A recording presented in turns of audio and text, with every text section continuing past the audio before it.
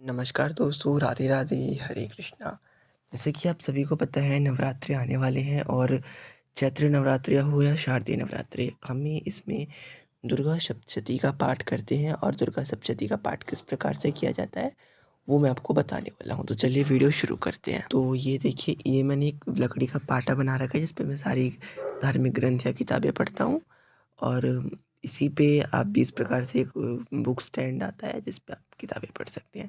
दुर्गा सप्तशती के पाठ करने मात्र से सभी मनोकामनाओं की पूर्ति होती है। माता रानी अपने भक्तों के सभी कष्टों को हरती हैं। दुर्गा सप्तशती को रखने का नियम होता है, आप हमेशा दुर्गा सप्तशती को लाल रंग के कपड़े में ढक कर रखें कहीं भी स्वच्छ स्थान पर।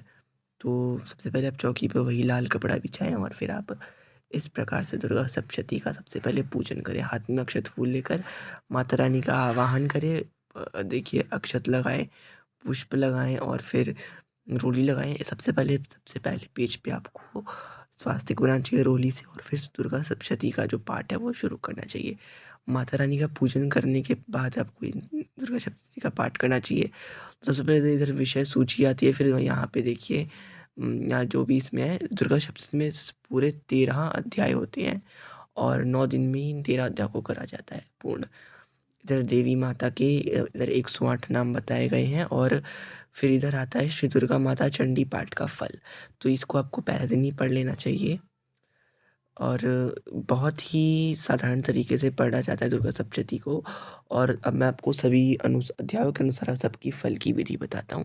अध्यायों के अनुसार की फल इस प्रकार से है। प्रथम अध्याय का पाठ करने मात्र से चिंता दूर होती है। शक्तिशाली शत्रु से भय होने पर उसे नष्ट करने के लिए होता है। दूसरा अध्याय बलवान शत्रु द्वारा घर अथवा भूमि पर अधिकार कर लेने पर आपको करना चाहिए अध्याय। तीसरा अध्याय विजय प्राप्ति के लिए। चौथा धन सुंदर पत्नी के लिए। पांचवा अध्याय भूत प्रेत बाधा के लिए।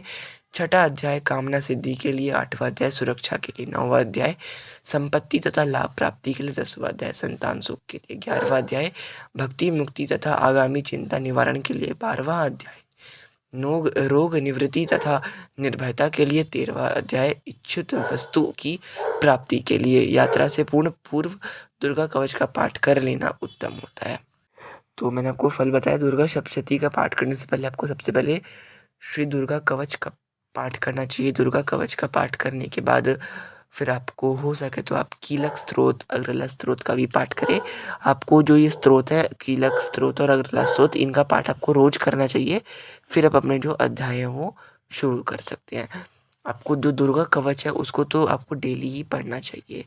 फिर इस प्रकार से आप कीलक स्त्रोत, अग्रला स्त्रोत और दुर्गा कवच पढ़ने के पश्चात आप अपना पहला अध्याय शुरू कर सकते हैं। दुर्गा सप्तशती का जो पाठ है आप शुरू कर सकते हैं। 13वां अध्याय होते हैं, इसमें संपूर्ण 13 अध्याय का पाठ करें और फिर इधर के इसमें दुर्गा चालीसा भी है और दुर्गा जी की आरती भी दी जाती है। तो इस दुर्गा सप्तशती का पाठ करने का ये शेड्यूल होता है। पहला दिन आपको पहला अध्याय पढ़ना चाहिए, दूसरा दिन दूसरा, तीसरा अध्याय, तीसरे दिन आपको चौथा अध्याय, चौथे दिन आपको 5वां, छठा, 7वां और 8वां अध्याय, 5वें दिन आपको 9वां, 10वां अध्याय और छठे दिन 11वां अध्याय, 7वें दिन 12वां और 13वां अध्याय का पाठ करना चाहिए। और जब आपका जो जो संपूर्ण हो जाता है, जब दुर्गा सप्तशती, तब आपको क्षमा प्रार्थना अवश्य रूप से करना चाहिए माता रानी से कि पाठ के दौरान जो भी आपसे भूल चूको वो भगवान, हमारी जो भगवती है वो माफ़ करे। और अगर आप संस्कृत में पढ़ते हैं तो आपको अच्छे प्रकार से पढ़ना चाहिए। अगर आपने कुछ भी गलती की संस्कृत में पढ़ने की तो उसका दोष लगता है, इसलिए सही यही होगा कि आप हिंदी में पढ़ें ताकि आप हिंदी में अच्छे प्रकार से पढ़ें। दुर्गा सप्तशती के पाठ का बहुत ज़्यादा पुण्य होता है और बहुत ज़्यादा फल होता है। सभी मनोकामनाओं की पूर्ति होती है। अगर आप संपूर्ण दुर्गा सप्तशती का पाठ नहीं कर सकते तो केवल आप एक अग्रला स्तोत्र और दुर्गा कवच का पाठ रोज अवश्य रूप से करें। वैसे तो दुर्गा सप्तशती का पाठ का बहुत ज़्यादा फल होता है, तो आप उसे का जो पाठ है वो अवश्य रूप से करें। पाठ आपको ऐसे ही नहीं करना, आपको नीचे आसन बिछाना है। आसन का शुद्धिकरण करने के पश्चात दुर्गा सप्तशती का पूजन करिए। माता रानी का ध्यान करने के बाद आप दुर्गा सप्तशती का जो पाठ है वो शुरू करें। मैंने वीडियो में आपको सभी जानकारी बता दी। तो अगर आपको हमारी वीडियो पसंद आती है और वीडियो में दी गई जानकारी थोड़ी सी भी अगर आपको ज्ञानवर्धक लगती है तो वीडियो को लाइक करें, शेयर करें। मेरे चैनल को सब्सक्राइब करना बिल्कुल ना भूलें। मिलते हैं एक नए वीडियो के साथ। तब तक के लिए राधे राधे, हरे कृष्णा और आप सभी को जय माता।